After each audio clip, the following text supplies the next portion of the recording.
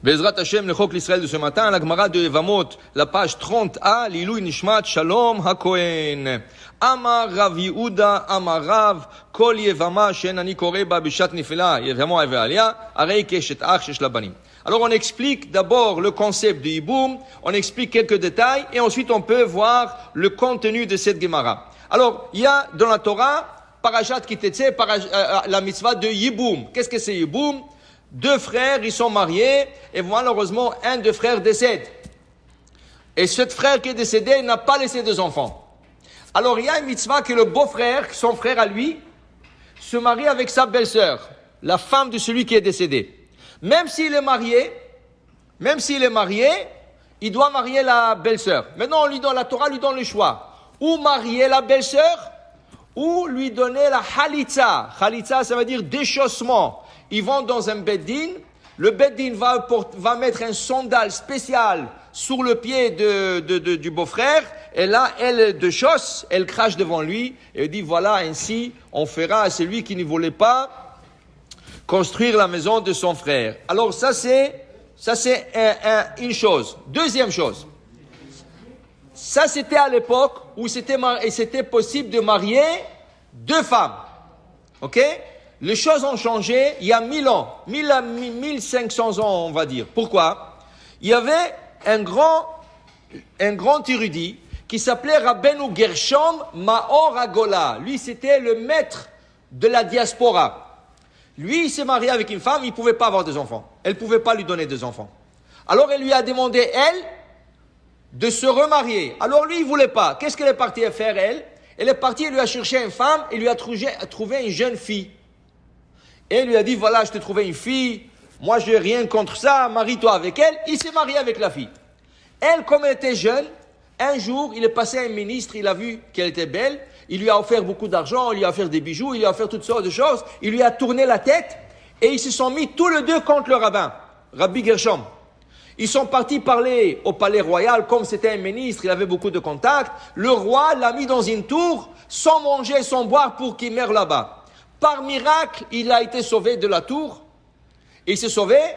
Et là, il a réuni son tribunal. Et le tribunal lui a dit, tu vois, quand tu as deux femmes, tu peux pas contrôler, tu peux pas t'occuper des deux. Dans ce cas, on va décréter qu'un homme ne peut pas se marier avec deux femmes. Ils ont décrété pour 1000 ans. Ils ont fait un décret pour 1000 ans. Et ils ont dit, pendant 1000 ans, un homme ne peut pas se marier avec deux femmes. Maintenant, il y a là aussi la loi civile, n'oublions pas, la bigamie. Mais ça, c'était un décret rabbinique. Maintenant, 1000 ans sont terminés à l'an 5000. Mais nous sommes dans l'année 5780. Pourquoi aujourd'hui, selon la Torah, pourquoi aujourd'hui, on ne peut pas se marier avec deux femmes?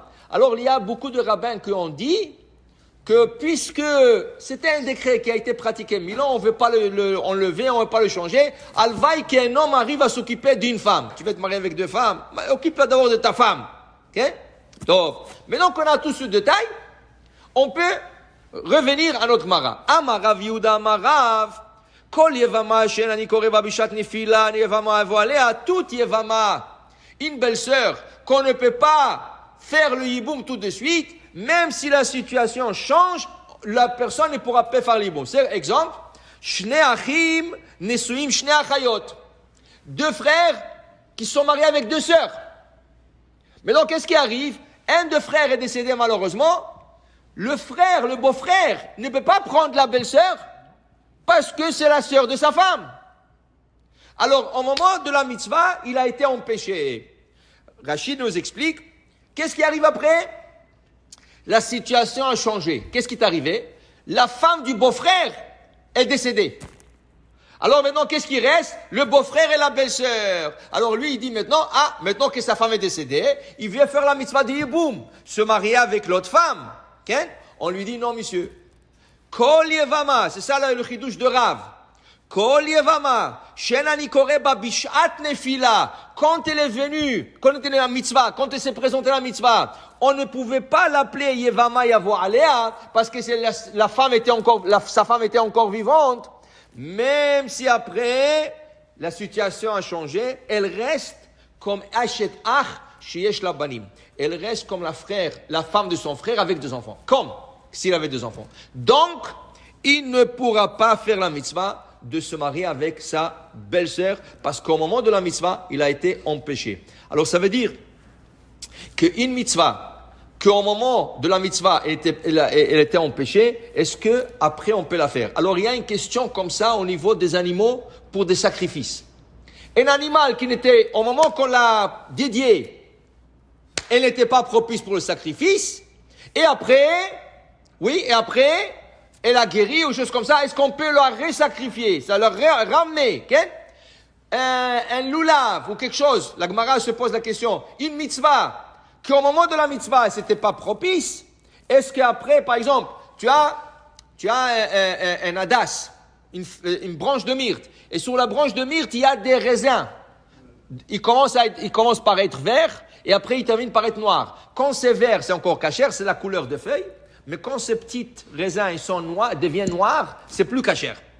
Alors, si quelqu'un les a enlevés, est-ce que ça retourne à être cachère? Parce qu'au moment qu'on a eu la branche de myrte, c'était pas cachère. Et après, on l'a cachérisé. Alors, yesh dichouy et la mitzvot, ou en dichouy. Pour dire que dans notre cas, c'est un verset clair. Yevama yavo alea. Et Rav, il a dit, pour le yiboum, il faut absolument qu'il soit capable de la faire tout de suite. Sinon, après, c'est trop tard. Dans le mitzvot, il y a un autre concept. Baruch Adonai Leolam. Amen ve amen.